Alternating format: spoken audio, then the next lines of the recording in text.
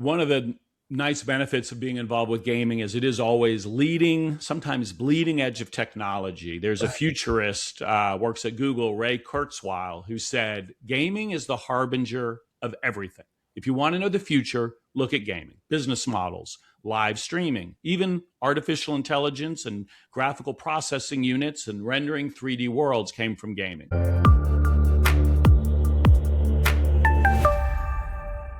Good entrepreneurs build businesses. Great entrepreneurs build communities, but the superstars build entire worlds. Todd Harris is the co-founder of gaming giant Hi-Rez Studios.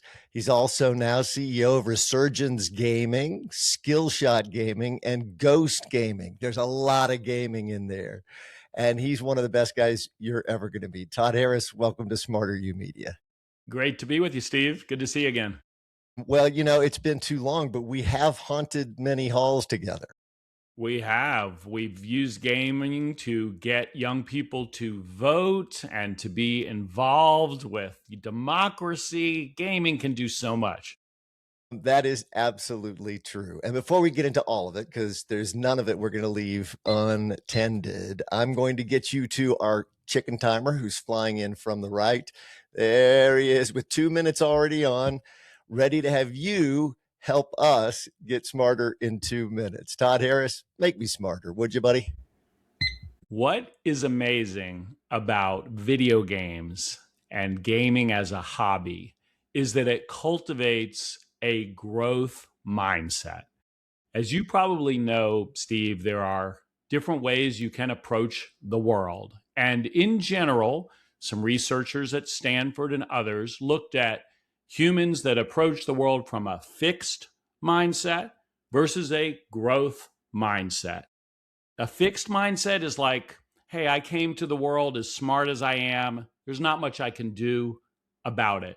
A growth mindset thinks of the mind and my skills as trainable and as improvable.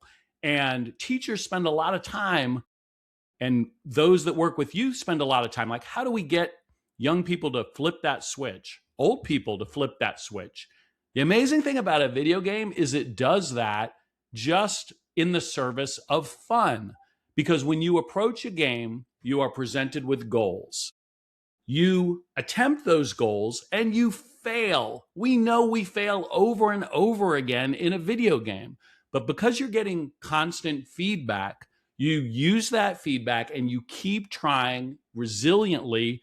And you learn that failure is a part of the process. Failure is a part of learning. And when you finish that level, when you get that badge, when you beat that boss, now you're presented with a slightly more challenging goal that is out of reach again, and the process continues. So without us even needing to be deliberate about it, people that play video games learn that failure is a part of the process. The second thing they learn is they usually can't do it by themselves.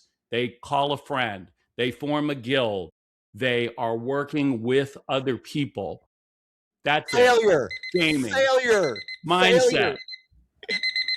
I'm going to take this feedback, and next time I'm going to nail it in 2 minutes, but in 2.5 minutes, just remember, video games teach the growth mindset. We got to show it, not just tell it. Demonstrate it. Video games have changed everything in the world. And I don't think we often understand the real impact that format has had. Largest audience in the history of entertainment. I mean, tell me a little bit about sort of the reverberating impact of that gaming on all sectors of our society.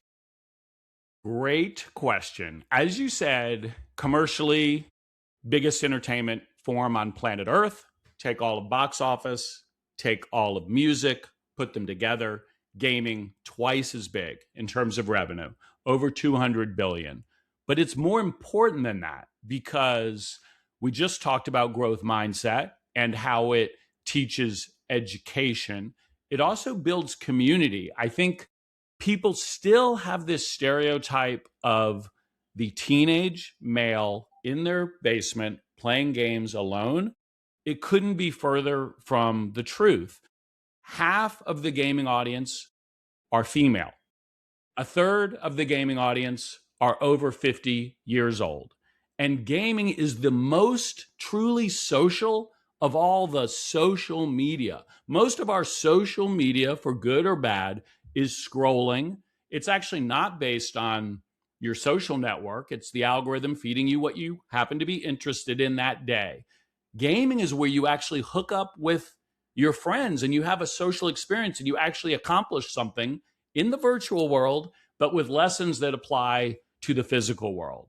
And I think if you ask many funders or VCs, since I know you're in the world of entrepreneurship, when you identify that young person, maybe they're slightly neurodivergent, but they mastered something obsessively, video games, music, could be a lot of things, but those gaming folks, they tend to be the people that are investable because they have that no quit grit attitude and they know failure is just a part of the game. It's really interesting that you go to the venture capitalist world to start thinking, who do you fund? Look for these people because they get it. They've done it.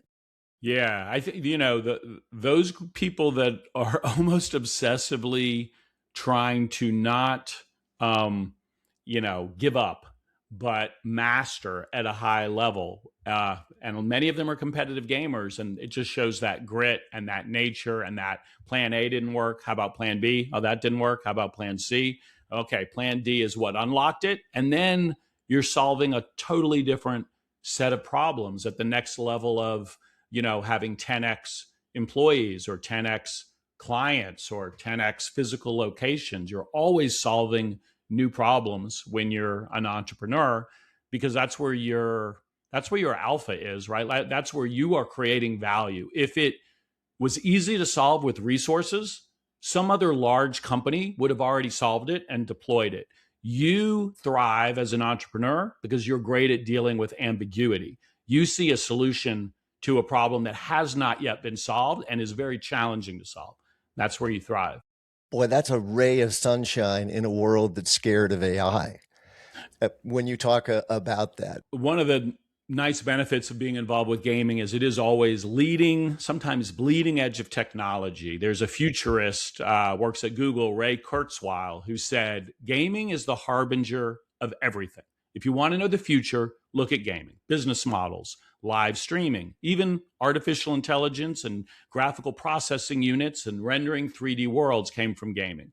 And we in gaming, like our friends in film or doctors or lawyers or educators, we're all grappling with AI. It's very disruptive. It can be legitimately scary, but it is a tool. And as humans, we develop technology. Technology makes us more productive.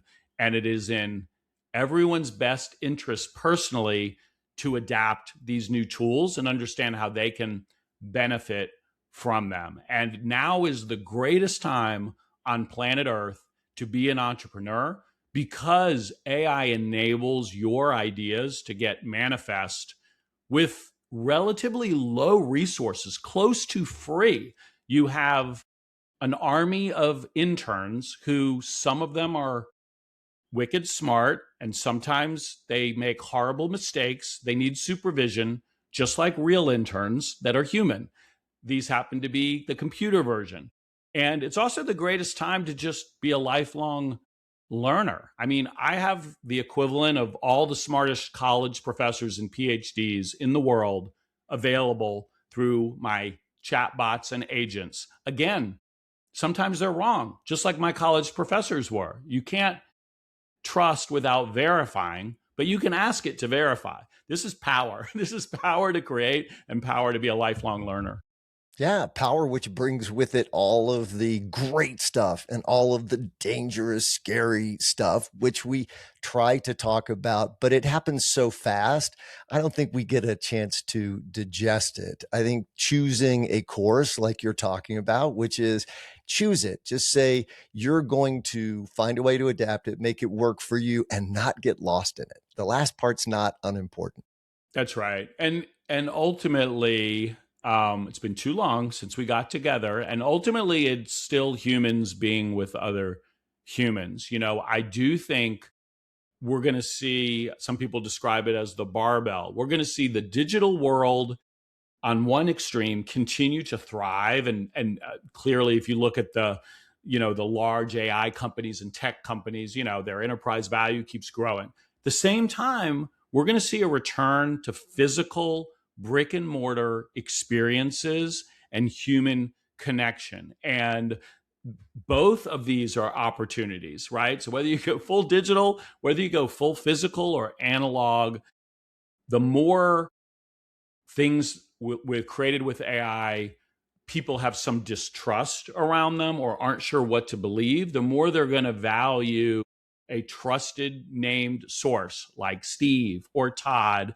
who do their diligence before they just put stuff out. And the more they're going to want to show up in person and have a real IRL human experience. So it's an exciting time because both of these ends are going to be growth opportunities for builders. 100%. And let's start talking about Atlanta. I mean, you have, as perhaps no proselytizer I've ever known, been working on making Atlanta a hub of gaming, not just games where you're on headsets talking to each other, but creating communities. So people are coming together. Let's talk about the entities you're currently running, helping run, and what you're building in Atlanta. Well, I do think of myself fundamentally as being in the community building business. That is my natural tendency. And that's what I like doing from when I was in college, or throwing parties and promoting them, to building products. Many of us approach that, from a community building lens. And I like this combination of the digital that scales to the infinite and the physical. And gaming brings people together. So I happen to be in Atlanta, but people can copy and paste and do this wherever they are. Every place has unique assets. I looked at what existed in Atlanta. Well, we have the world's most traveled airport, and we have a big history for the past decade of bringing feature films there through a supportive government and tax credit. And I leaned in to those things. So could we work with the government to get similar economic support for massive esports events, the equivalent of the world championship, Super Bowl of these video games? Yes, we got that done. And given the airport and how gaming is global, a lot of international travelers can fly, shout out Delta, direct flight to Atlanta and have a great event experience. So I looked at the strengths of those regions, tried to put them together and support what I'm into, which is gaming, in-person events that bring people together. And I often say, we're not a hub of esports because we get the big events. We get the big events because we're a hub of esports, which means we've worked from the grassroots up. We worked to have Georgia be one of the first 5 states where you can earn a varsity jacket for being really good at video games, just like football and basketball and other activities. We work with the colleges. We work with the community centers to bring computers to populations that may not have access, right? And they're not just playing games, they're learning programming, design, all of the things that will future-proof them for the jobs of the next century, including AI now. So top-down big events, bottoms-up grassroots community support hopefully results in good economic outcomes for the whole city and state that unlocks more support. And people can and should look at taking this template and applying it to their local community, because I guarantee you the young people are interested in gaming, and you sprinkle gaming on things, it just makes it more cool, like we did together around the process of registering to vote and participating in democracy. I'm going to dig further into this and then we'll talk about Gamers Vote. You said you can do it where you are. Well, give me some of the building blocks. So you did, as you said. I went and found the things that we had here, but help me get more detail. So let's say I am listening to this and I'm going, oh my gosh. First of all, Todd Harris is not impossible to find. If you go on LinkedIn, you can reach out and find a way. We'll put your social tags, certainly, so that people can find you. I'm sorry, but but you are open because you help people do that. But let's talk about the nuts and bolts. If I'm in my community, it's not Atlanta, but still we have great things. What do I do? What are my steps to help start building that sort of community where I am?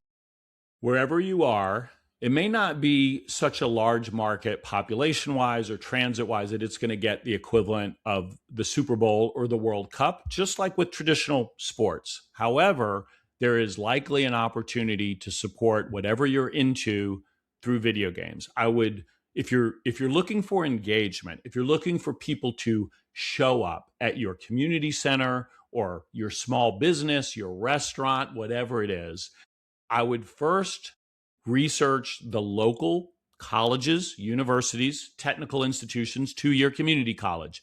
They guaranteed have a gaming club. It might be a student run club, it might be a varsity team, they might have curriculum and a game design program, but there is engagement. At UGA and Georgia Tech, for me, thousands of students where this is their passion. It's the new form of the bowling alley. It's where people hang out.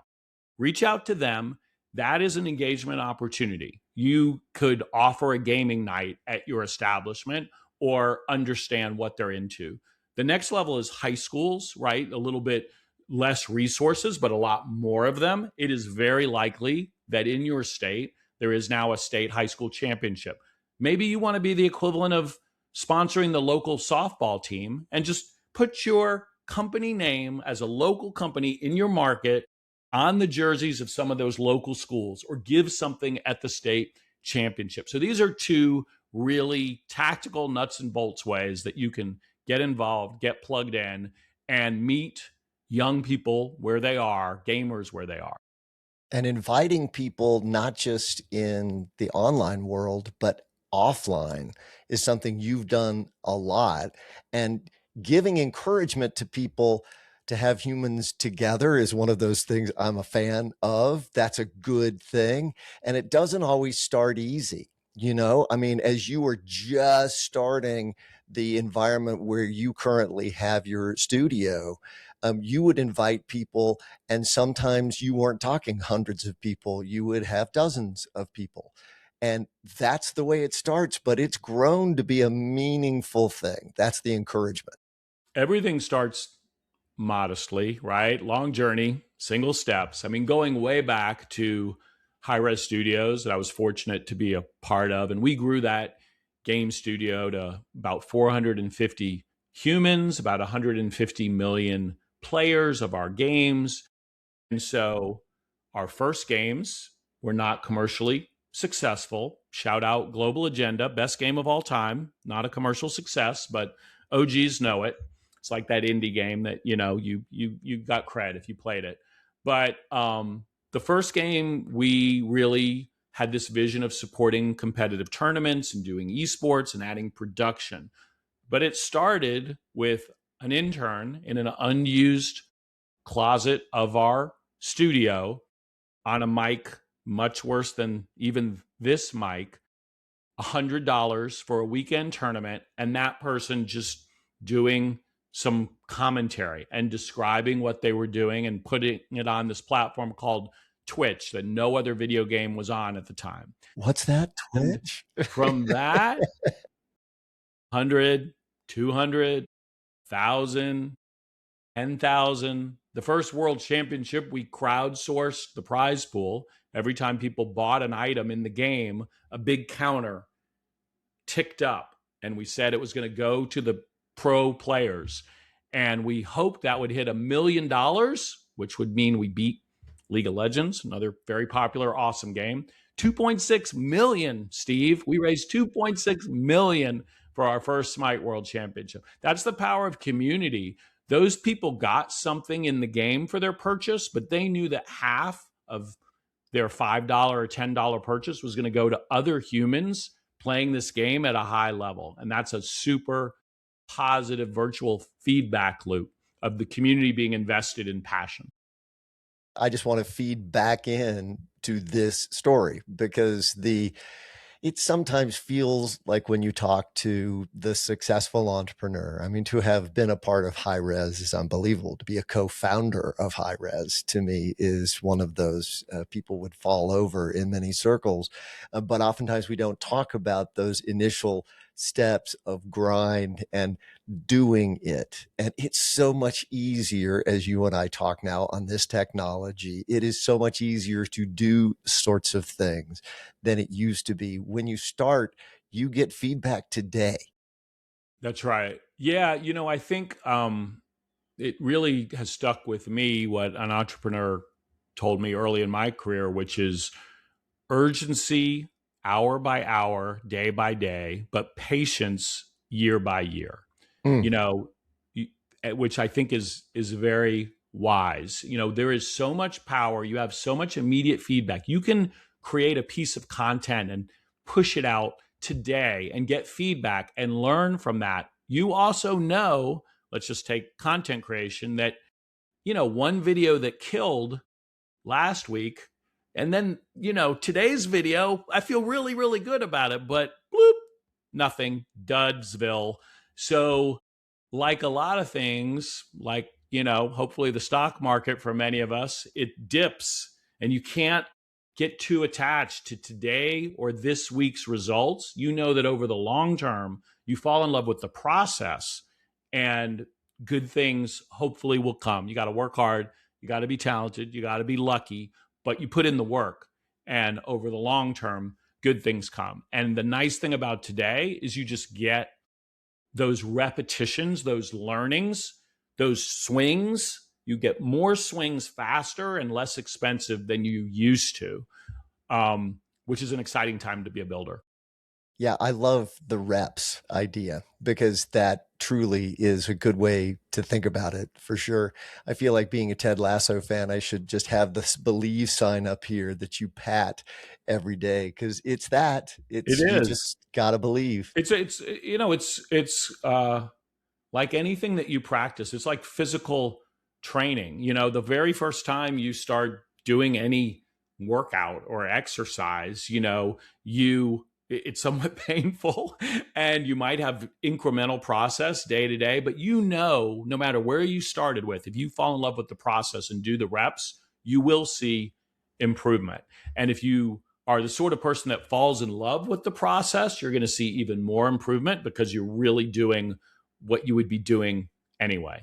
I'm going to go a little bit to sort of the three-legged stool that you're currently in the middle of, because it seems really interesting to me as these are various aspects of the market. So let's talk about each of the companies that you have the title, I think, CEO of all three, if I'm not wrong.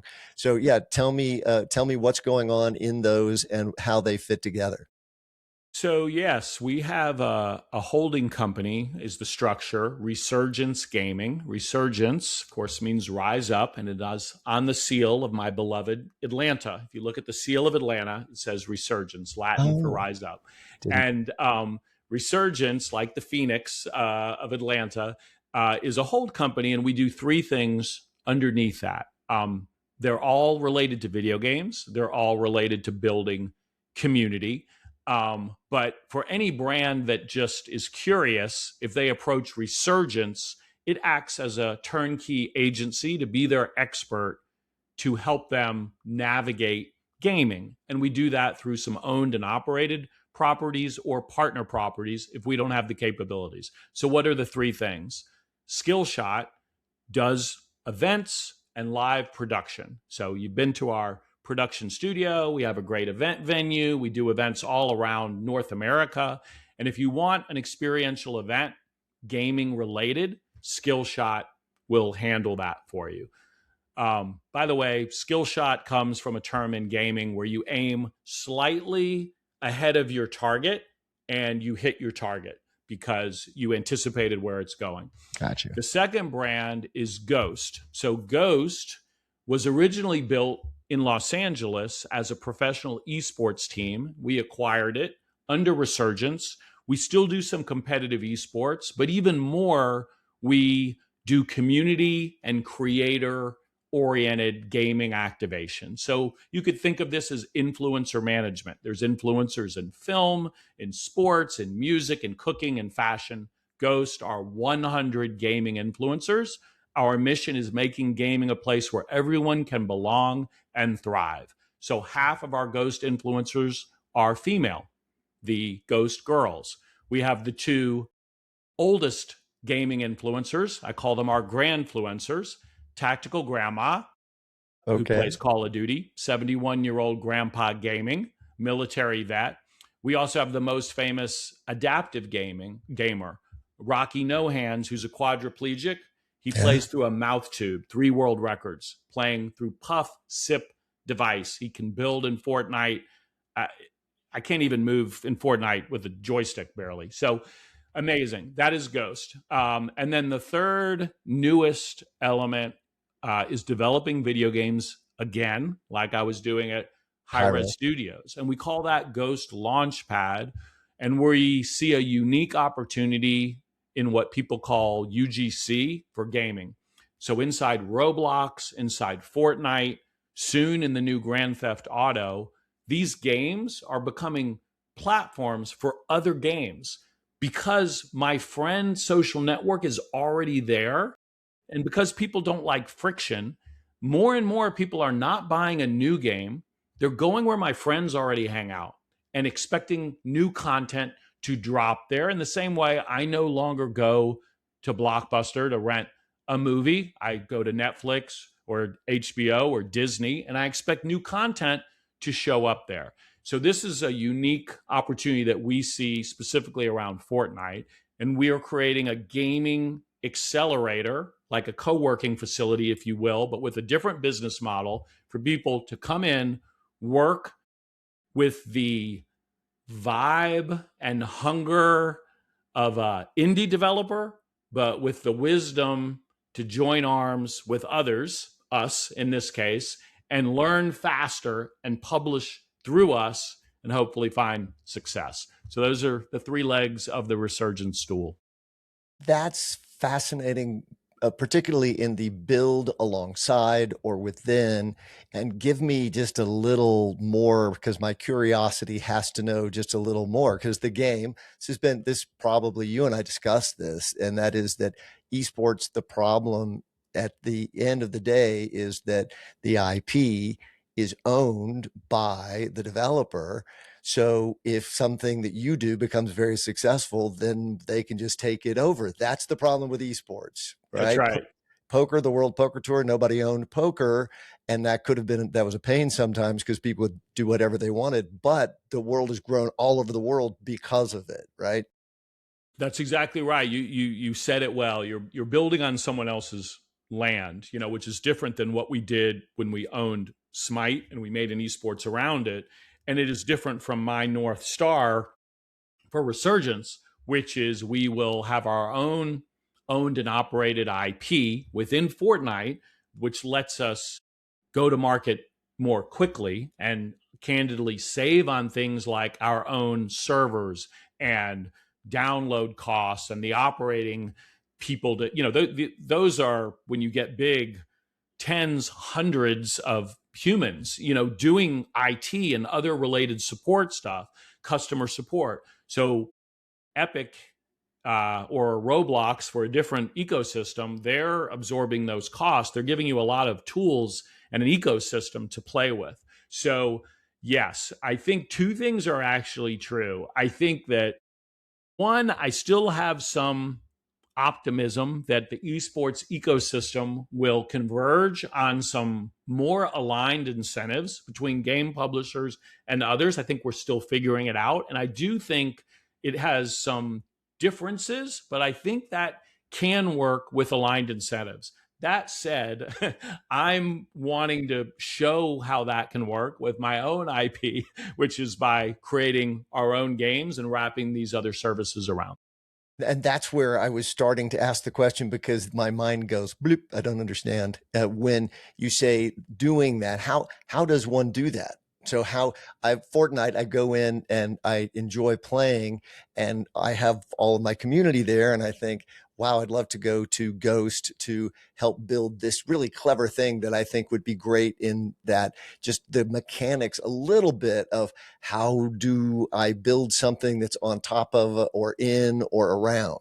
Yeah, so I'll talk a little bit about the tool set and the ecosystem out of Fortnite, and then a little bit around what we're offering kind of unique with our Ghost Launchpad. So in terms of Fortnite, it's of course a free game, and anyone listening could bring it up on their personal computer today, and also for free download within Fortnite something, or within the Epic launcher, download something called UEFN, Unreal Editor for Fortnite, which is like a cousin to another technology called Unreal Engine that gets a little confusing, but it's a free tool and it's a free set of game engines and assets. And version 1 of that looked a lot like Fortnite. I'm looking at an island and I say, I want to move this tree from here to here. And I pick it up just like I'd pick up an object in Fortnite, and I move it and I put it down, and I could sculpt the ground, and I could do Creative 1.0 and make a different map. It was mostly played like Fortnite. It didn't look like Fortnite. We're now in a more evolved version of that. I can change the camera angle to be a first person game or to be a bird's eye view game. I can completely change the aesthetic to make it a super realistic game or a horror game or a game that looks like anime. And through using a brand new programming language called Verse, which is short for the metaverse, I can script gameplay and make practically any type of game that I want.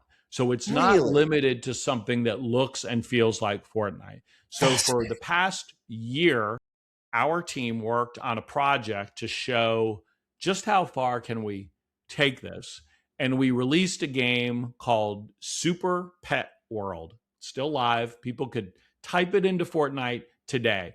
Super Pet World combines two types of popular genres. One is called tycooning. You go into the world, think Minecraft, and you collect resources. And it was still a popular game mode inside Fortnite, where I'm collecting resources by going out into the world and harvesting.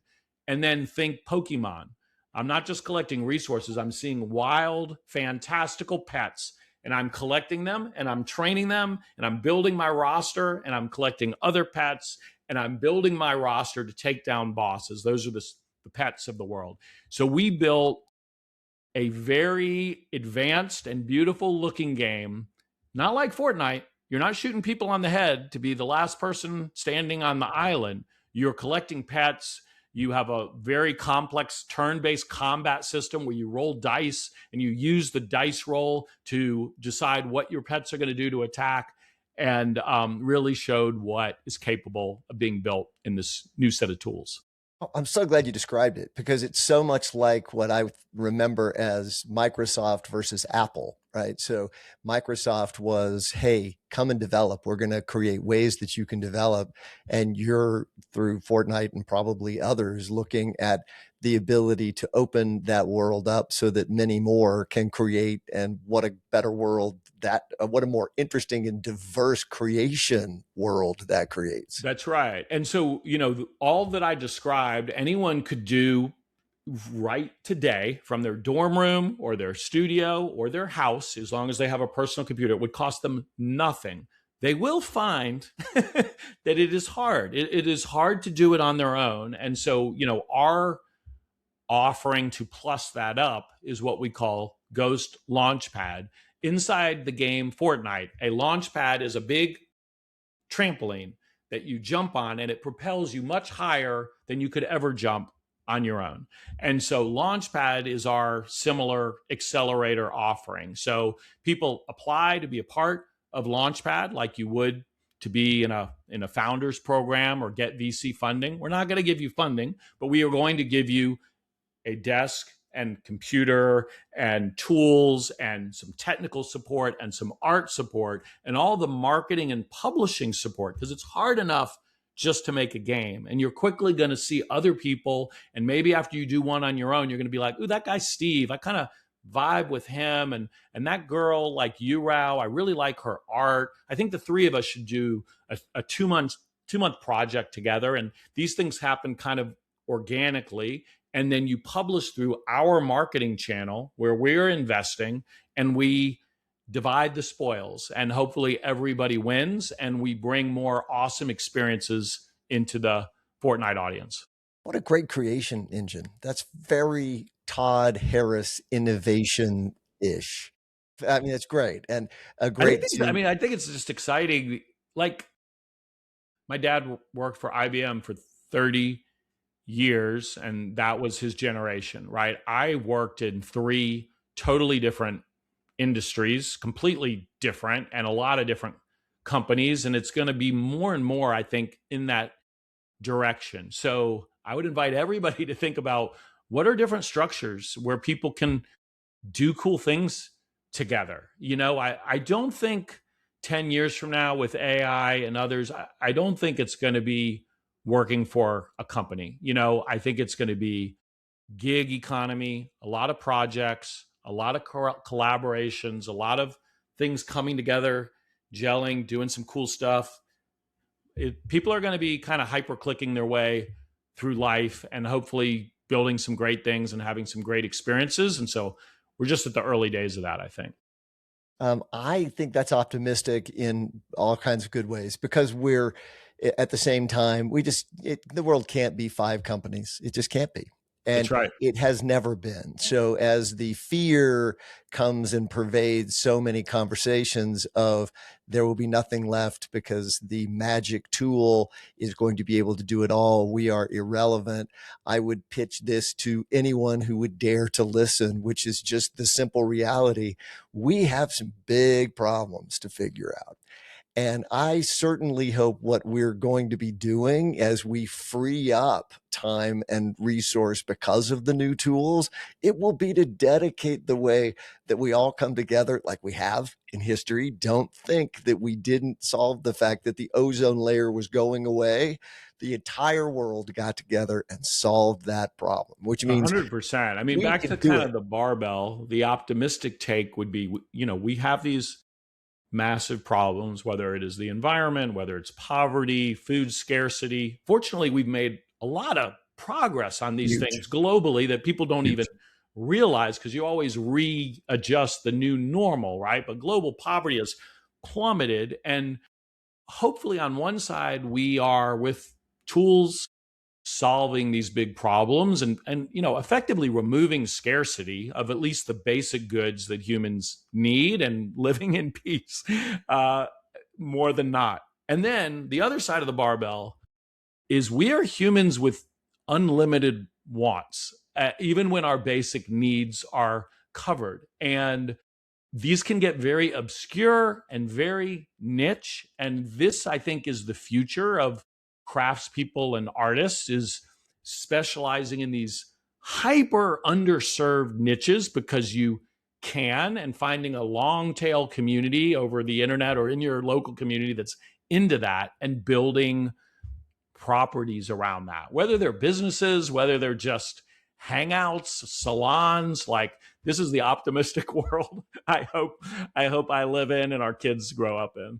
Well, that's the world we hope to build, right? And that doesn't just happen. It's because people decide that I'm not going to put a pillow over my head and stay in bed today.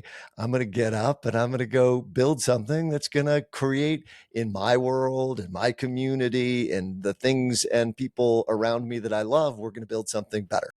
That's exactly right. Yeah. Back to, another thing I think about and evangelize around for gaming is just agency, the concept of agency, because in a game, unlike every other form of media, everything else you're passive and you're watching a protagonist. I love film.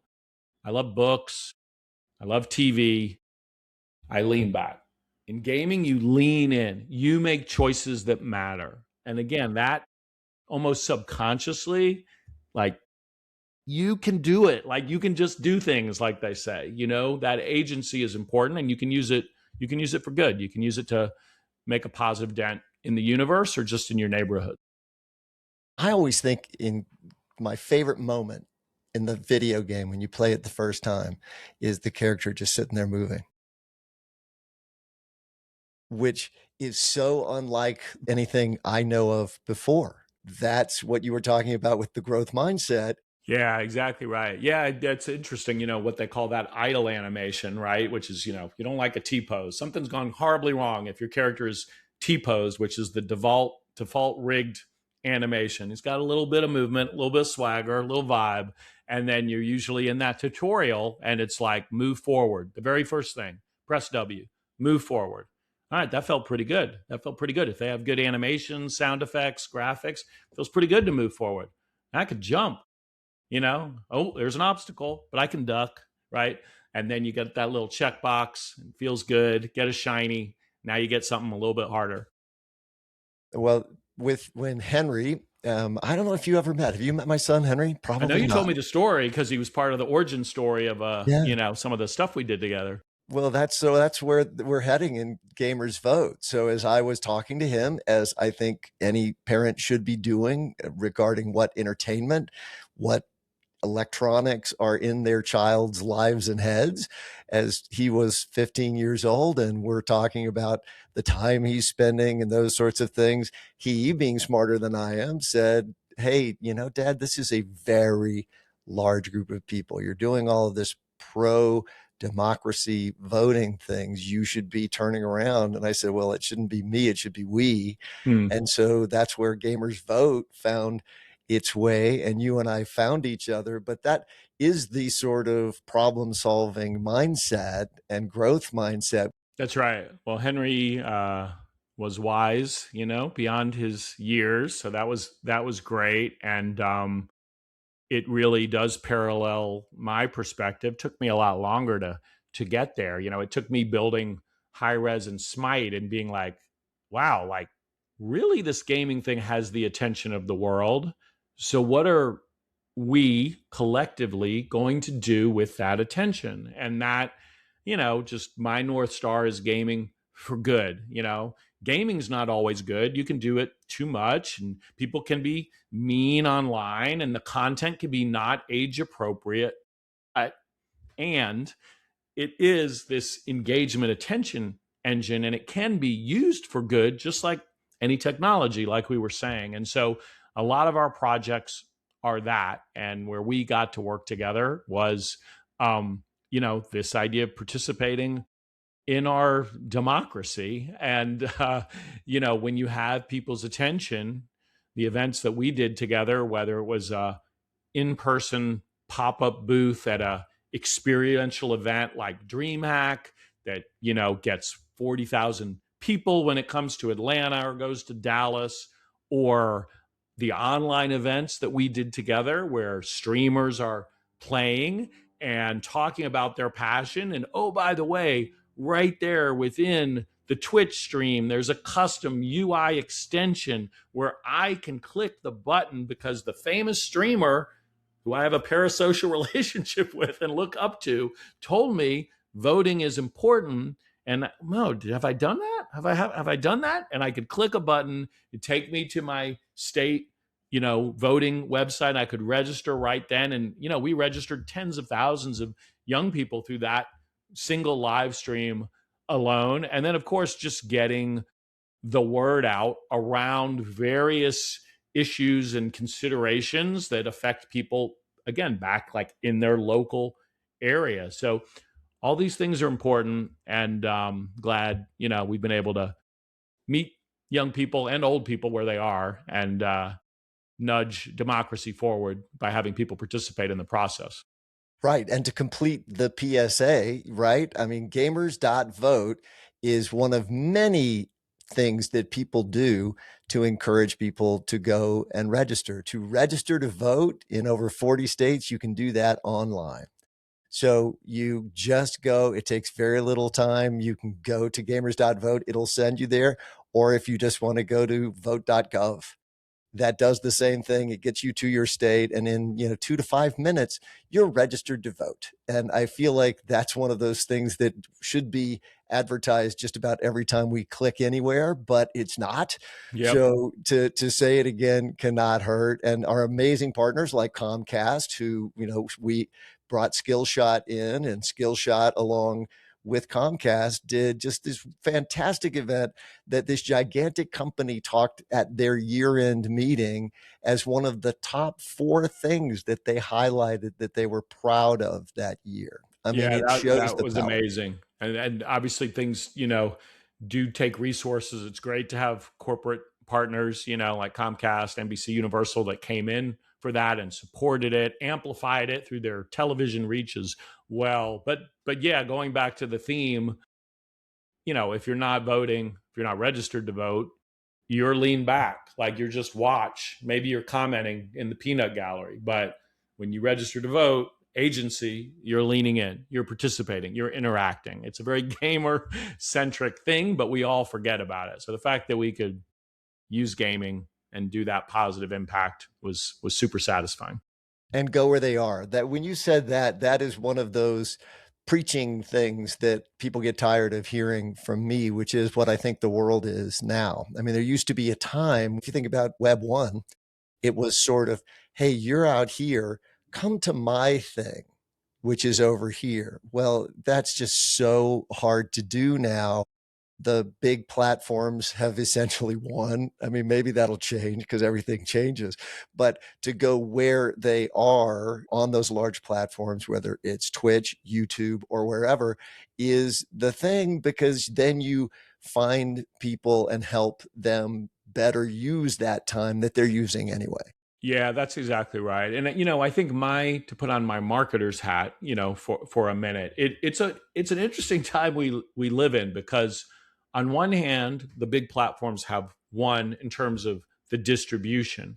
On the other hand, the individuals, whether you think of them as one or not, are in control. I mean, they have effectively an infinite number of channels. So in the old days, if we wanted to get a PSA out, or if we just wanted to sell more dishwasher soap, there was only a few channels. We could put out creative. The creative could kind of suck, and we could just buy media eyeballs, and people were forced to sit there and interrupt whatever they were interested in and see our commercial. And now the power dynamic is completely different. The second I have bored someone or served them something that's not relevant to them, for good or bad, bloop, scroll, dismiss.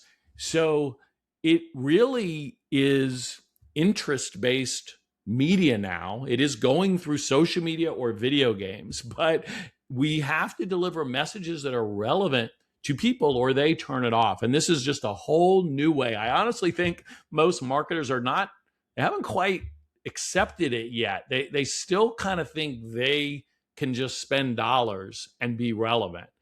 And they got to meet people where they are with a message that's relevant to them, and it's got to connect.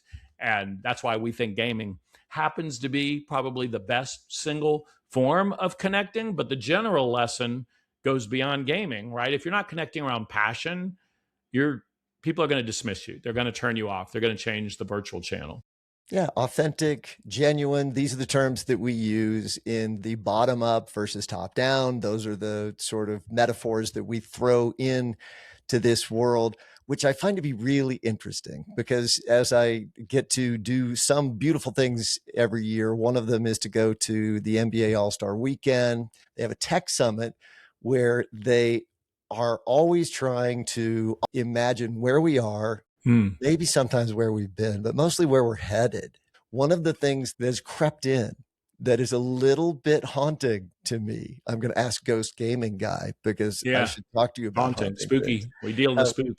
Ooh, the way that that drives us. So if we, as the advertisers, corporate mavens of the world, are now driven to get the eyeballs from the bottom up approach, the classic lowest common denominator Mm. issue comes into mind, if it even comes into mind. I mean, just trying to get the eyeballs, you want them to buy your stuff sometimes. But if you're a socially responsible human being and you're saying, well, wait a minute, we want to not just feed anything that anyone wants, or, porn would be all over the internet. Oh, it Yeah. is. Oh, well, yeah. Too late. I mean, it is that sort of reality. It's also taking a minute and having the conversation like we're having now, which is got to find a way to be responsible too. Yeah. No, I think you bring up a great point. I mean, it's and I think like most things, there's probably going to be a pendulum back and forth just in terms of consumer taste. I mean, sex is always popular. Porn has always been the leading and very popular category, whether you go back to the VHS tape or whether you go back to oil painting. So I don't think we're going to remove that from our human Oil existence. painting. You went way back. I mean, Yeah. wow, sure, Yeah, you're right. every tech, books, Absolutely right. scrolls. Look at the Sure. Gita. Like, look at Yeah. the writings. Look at the sculptures in ancient India. The acts there, you can't even find that stuff on the internet. So yes, it's always been a part of our existence, and that has a purpose. And then at the same time, we create great works of art, and those still find audience. And sometimes it is a great work of art, just deals with that topic. So I think that there's going to be a pendulum. I do think this is really interesting when it comes to gaming and attention and engagement versus agency. The reason I talk about agency even more than like interactivity or engagement, those are important for marketers, and we think about those with marketers. They're different from agency. Agency is choice. Agency is serving your higher self as you, Steve, and what you want. We are living in a time when what gaming taught the world to do, which is deliver rewards, give nice shinies and animation, deliver ultimately dopamine hits, psychology. We see this, whether it's porn, whether it's gambling, whether it's prediction markets. We've taught the world well. Only gaming, in my view, still leans into agency and true choice. At least that's what it trains. And I think there's some lesson there. And I think as humans, we are going to have to find the balance between these things, between what is serving the higher self of the human and humans in general and what is not. And, I hope we come to a good balance, just like we have to have balance in our lives, around these things. But it would be fascinating to be in those NBA rooms and the conversations and scheming. And of course, it's not just them. We're all looking to balance this stuff. I balance the satisfaction I get in my diet, between some guilty pleasure sugar highs and that which nourishes me. And I need to do the same thing in my individual media diet because both things are out there. And I probably make time for both. I'm not 100% one or the other. And anyway, so I don't know what your thoughts are on that, but Well, I'll give them. I know that's going to shock you. Wait a minute. You're giving me your opinion. I've never heard this. What is your name again? Is that Steve who? Yes, I think it's really interesting. You used a pendulum as a metaphor, which is a good one. I think in some ways of a pushback. I mean, the one of Newton's laws, right, is the opposite and equal force is applied. So if you put your hand on a wall, there's an opposite and equal force coming back. I feel like that is what gives me real hope, and that I think you're helping build in Atlanta and people are building everywhere. And that is really when we're together as humans and we sort of try to be healthier together, we do it. We're really capable of doing it. And I see communities where influencers or whatever content creators, whatever we want to call ourselves now, are having an impact by really saying, too much dopamine will harm you today, not tomorrow. Not if you do it today, it's going to not be good for you. So we're working on that. That includes what we eat, that includes what we watch. As friction goes away, finding ways for us to address it makes a huge difference. And if you've read the book Atomic Habits, it's a great book. Everyone should. But the reality of the way our brains work, apparently, is we don't have willpower, right? We don't. We're not going to. If that donut shop, you've gotten a donut every morning for the last year, there is no way you're not going to keep getting those donuts unless you go an entirely different way or you make it harder to do that. So Yeah. those Those are the things systems. that Yep. those are the little micro things that we can do if you are watching too much YouTube, right? Because Todd Harris is that fascinating. If you're watching too much, you make it harder to get to YouTube, and that's your only real option. So I think we're getting the pushback. It's happening, but I think talking about it is just important every time we talk about these things because it's a component that we have to deal with. Yeah. I mean, in a game, people talk about the meta, right? Which is like, it's like the game above the game. Like when you're in a role playing game or a MOBA, it's like the items that you build and they're going to affect the path that your character is on. And you have to get beyond the task that you're in here. And the great competitive players, they're great at the micro, but then they step to the macro and they're like, oh, I'm actually the fastest at aiming my mouse and I can evade and I can do all those. But something's wrong at this higher level for my higher level goal. And that's the macro or the meta. And so it's healthy to step back to your point. Like, okay, I watched YouTube and this one I liked and this one I didn't. And you're there in the micro, but step back, look at the meta, look at the macro. Okay, just how much time do I want to be spending every day or every week with YouTube as a category? What is serving my best life? And to your point, what systems and environment, how do I make that easy for myself versus having to fight within myself every time because you're going to lose, like you said. So yeah, these are important concepts, and belonging is a real human need. Feeling good physically and psychologically is a human need. We tell our competitive players, you're not a brain on a stick.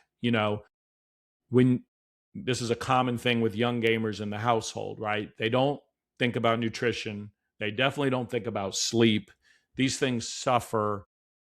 In my experience, it does zero good to talk about extending your life when you're 40 plus years.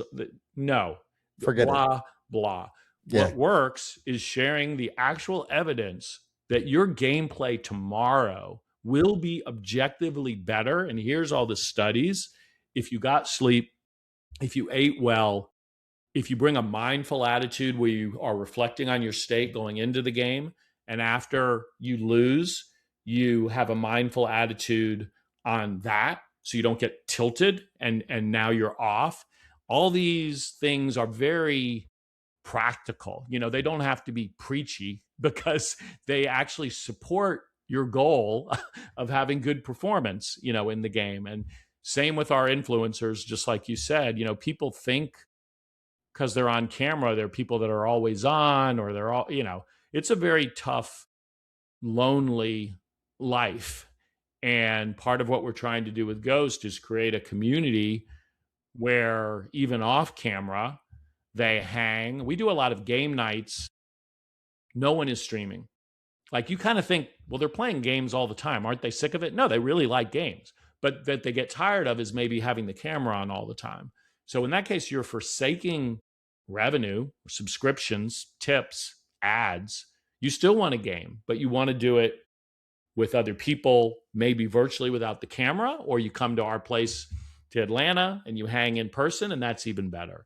We're approaching an event in Atlanta, Creator Summit. We'll get a house for our creators and have a bunch of the Ghost folks come and hang in a house. So they're getting to hang out. And then there's an event where they get to talk to up and coming creators about their journey, including real talk about mental health, about some of these issues, about how one video does great and the next one flops and how that feels.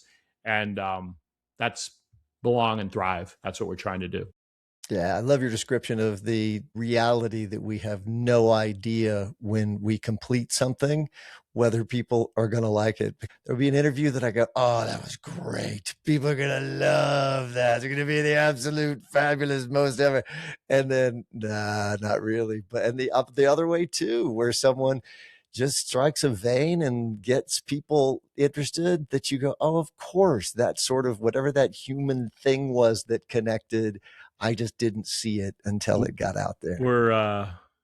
We are, myself included, we're great explainers through the rear view mirror of what happened. And we're fairly poor prognosticators or forecasters, right? Our crystal balls are usually murky. If we could write a hit song every time, we would. If we could make a hit video game every time we would. And same with that video or that interview. So fingers crossed on this one, Steve. Fingers crossed. I think there's no question this is going to break the internet. This one is a banger. I am sure that YouTube has never seen anything like it. It is so good to see you, Todd. It just warms my heart. We will have to see each other soon. We always leave by having you help us. You made us smarter at the top, but we want to, if we can, get something or some things that you would suggest to help us curate our information and make me able to find good information when sometimes that's hard to do. Nice. Well, my personal plug, which you mentioned, if you're interested in this, I do talk about it all the time on LinkedIn primarily. So follow along, tell me where I'm wrong, Todd Allen Harris on LinkedIn, because I am thinking about these topics a lot of fandom, community, gaming, etc. And then I would recommend really for any parent who's thinking about gaming or business or educator or nonprofit like Gamers Vote, I'd recommend another nonprofit that I'm involved with called NASEF, nasef.org, NASEF.org. And its mission is learning through play. And so fundamentally, it provides free curriculum to educators all over the world who use gaming to smuggle in learning. We call it chocolate broccoli. We coat the nutrition with something sweet, which is video games. But more broadly, there's a lot of evidence, research-based approaches around how to think about gaming. And they're just a trusted white hat in a world where sometimes you can't tell who's a grifter, who's real, who's just trying to sell you something. They have nothing to sell you. So nasef.org, NASEF.org. That is fantastic. So normally we sign off by making sure that people in their lives stay open and curious, but I'm going to change that today thanks to you. And we are going to do what you suggested we do. We're going to add to our brain. And I'm going to say, everybody today and forever, keep a growth mindset. Thank you, Todd Harris, for coming. I hope you'll come back and we'll see you soon, man. Awesome. Thanks, Steve. Bye, y'all.